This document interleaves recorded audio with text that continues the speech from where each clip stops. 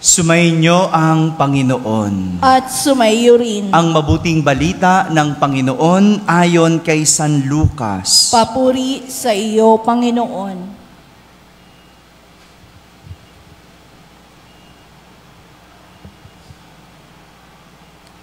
Noong panahong iyon, pinag-uusapan ng ilang tao ang templo, ang kahangahangang mga bato na ginamit dito at ang mga palamuti nito na inihandog ng mga tao. Kaya't sinabi ni Jesus, darating ang panahong lahat ng nakikita ninyong yan ay iguguho. Walang batong ititira sa ibabaw ng kapwa bato.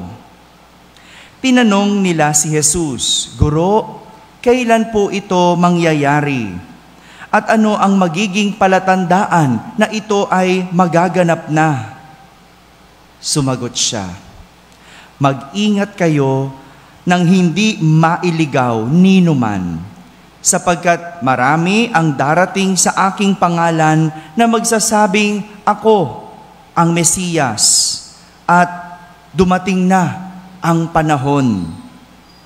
Huwag kayong susunod sa kanila. Huwag kayong mabagabag kung makabalita kayo ng digmaan at mga himagsikan. Dapat mangyari ang mga ito. Ngunit hindi darating kara-karaka ang wakas. At sabi pa niya, makikipagdigma ang bansa laban sa kapwa bansa at ang kaharian sa kapwa kaharian. Magkakaroon ng malalakas na lindol, magkakagutom at magkakasalot sa iba't ibang dako. May lilitaw na mga kakilakilabot na bagay at mga kagilagilalas na tanda buhat sa langit. Mga kapatid, ang mabuting balita ng Panginoon. Pinupuri ka namin, Panginoong Jesucristo. Magsiupo ang lahat at ating pakinggan ang homilya. Isang magandang umaga po sa inyong lahat. Magandang umaga rin sa lahat ng mga nasa barangay na nakakapakinig ng ating banal na misa, sa lahat ng mga nasa tahanan na nagsisimba via online, sa lahat ng mga nasa abroad. Isang magandang araw po sa inyong lahat. Kasama po kayo sa aming pagdiriwang ng banal na misa dito sa ating parokya. Isa na namang paksa tungkol sa katapusan ang ating narinig mula sa ating ebanghelyo sa araw na ito. Paksa tungkol sa katapusan. Sabihin nyo nga po, katapusan. Minsan, nagpahiwatig si Jesus tungkol sa katapusan habang sila ay nasa templo. Sabi ni Jesus, darating ang panahon, lahat ng nakikita nila ay iguguho at walang batong ititira sa ibabaw ng kapwa bato. Yung mga tao kasi manghang-mangha sa ganda ng templo, manghang-mangha sa mga batong nakadikit, sa mga gintong nakalagay. Ngunit sinabi ni Jesus, darating ang panahon, iguguho ang lahat. Maraming bagay na ibinigay si Jesus na palatandaan sa pagdating ng katapusan. Isa-isahin natin, no? Sabi ni Jesus, marami ang darating na magsasabing, Ako ang Mesiyas. May narinig na ba kayong ganon? Madami na. Marami nagsasabi niyan. May narinig na ba kayo nagsabi ng, dumating na ang panahon? Yan, mayroon din yan. No? Marami yan. Marami tayong naririnig na ganyan. Yung kakatok pa sa inyong bahay, sasabihin sa'yo, maliligtas ka ba? Yan. Marami. At marami na rin naniwala na nagsabing sila ang Mesiyas. Tignan nyo, asan siya ngayon? Nakakulong. Diba? nililitis. Yung mga ganyan. No? Anong sabi ni Jesus? Huwag ninyo silang paniwalaan. Sa lublob ni Jesus, ako nga hindi ako nagsabi ng ganyan. Ako nga hindi ko sinabi sa inyo na ako ang Mesiyas.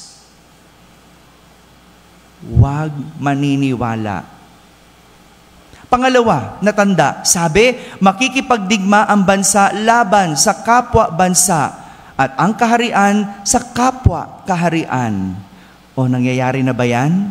Mga bansang magkakaaway, nagigera, nangyayari na. No? Pangatlo, sabi pa ni Jesus, magkakaroon ng malalakas na lindol, magkakagutom at magkakasalot sa iba't ibang dako. Nangyari na ba ito? Naalala nyo nung COVID, salot, pakiramdam natin, katapusan na. Naramdaman nyo ba yun? Yung walang gamot, walang lunas, kailan ba ito matatapos? No? Kailan ba tayo babalik sa dati? No? Sabi rin ni Jesus, may lilitaw na mga kakilakilabot na bagay at mga kagilagilalas na tanda buhat sa langit. O hindi ba nangyayari mga ito? Kung iisa-isahin natin ang bawat sinabi na palatandaan ni Jesus, masasabi nating malapit na ang katapusan. Pwede ba nating sabihin yon? Sabi mo nga sa katabi mo, malapit na ang katapusan. Masusuya tayo sa ganitong paksa sa mga darating na araw. Pero magandang paalala ito, paulit-ulit na paalala para tumimo sa ating isip, para matandaan natin at hindi natin malimutan na maaring mangyari ang katapusan anumang araw, anumang oras, anumang panahon na darating. Dahil ang mga ito, hindi maiiwasan at totoong mangyayari. Ngunit kahit mangyayari ang mga ito, o nangyayari na ang mga bagay na ito, kahit na nararamdaman na natin ang mga palatandaan, tila ang tao walang pakialam. Totoo ba yon? Oo, wala tayong pakialam no? Bumagyo na at lumindol, wala pa ding ginagawang paghahanda. No? Kung kailan lang bahana sa kalilikas, sinasabihan na, no? Lumikas ng maaga dahil magkakaroon ng matinding baha, wala pa din. No? Kung kailan nasa hanggang bubong na, sa kasisigaw-sigaw ng tulong. No? Ganon tayo No? Kung kailan naglalaban-laban ng mga bansa, andyan, tuloy pa rin ang buhay. May mga bagay na nangyayari na mahirap ipaliwanag. Sakit, delubyo, ngunit tila hindi natin naisip magbago. Dumaan ang COVID. Nagbago ba ang tao? Balik sa dating gawi. No? Dati may pa-alcohol pa tayo. No? Naliligo pa tayo. Pa lahat. No? Pero ngayon, nag-alcohol pa ba? Naguhugas pa ba ng kamay? Hindi ba? Balik sa dating gawi. Nawala yung natutunan natin noong COVID. Sa bagay, sa eskwelahan nga alam natin na darating ang pagsusulit, pero marami pa ding hindi nag-aaral. Kailan lang mag-aaral? Kung kailan araw ng pagsusulit. 'Di ba? Saka nagkakumahog, saka magsisimba, saka magre-review, saka mag-aaral.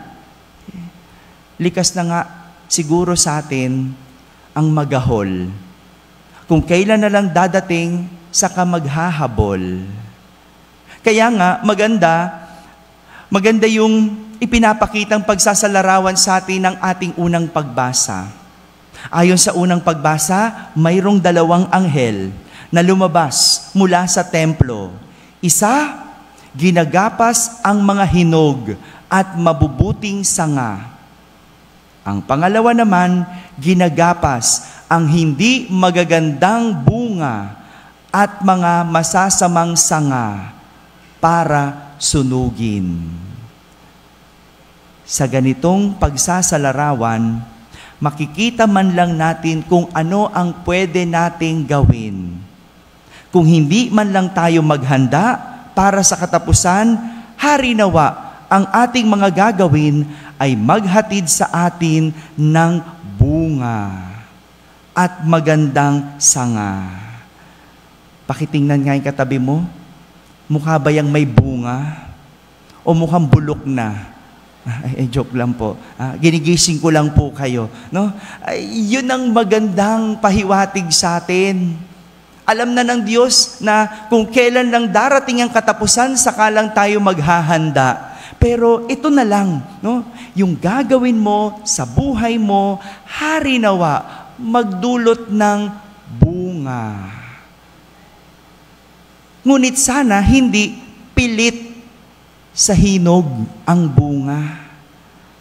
Marami sa atin matanda na, walang kinatandaan, wala pa ding bunga, puro ugat lang. Di ba? Narinig nyo na ba yung ganon? No? Yung tinubuan lang ng ugat, no? Pero walang bunga. Ano ibig sabihin nun? Yung matigas na, ang hirap ng putulin, pero wala kang makitang bunga. O meron naman, sobra sa bunga, hindi ibinabahagi, kaya ano nangyayari? Bulok. Bulok. Sinasarili ang bunga. Ito yung magandang paalala sa atin. Yung katapusan, darating yan. Hindi naman natin alam kung kailan, pero ang mas mahalagang pagtuunan ay yung lahat ng gagawin natin, harinawa, magbigay sa atin ng bunga. Dahil tandaan, sa huli, mayroong susunugin. Mga kapatid, ang katapusan ay parang anihan. May paghihiwalay na magaganap. Merong titipunin at meron ding susunugin. Kaya sa bawat gagawin, siguraduhin, magbibigay ng bunga o magdudulot ito ng masamang sanga. Amen? Amen. Ngayon ay araw ni San Nicolas, kaya pagkatapos ng ating banal na misa, tayo magpapahalik sa kanyang relikya o relic. Sumainyo ang Panginoon. At sumaiyo rin. At pagpalain kayo ng makapangyarihang Diyos, Ama at Anak at Espiritu Santo. Amen. Tapos na po ang ating pagdiriwang, humaiking taglay ang pag-ibig at kapayapaan ni Kristo. Salamat sa Diyos.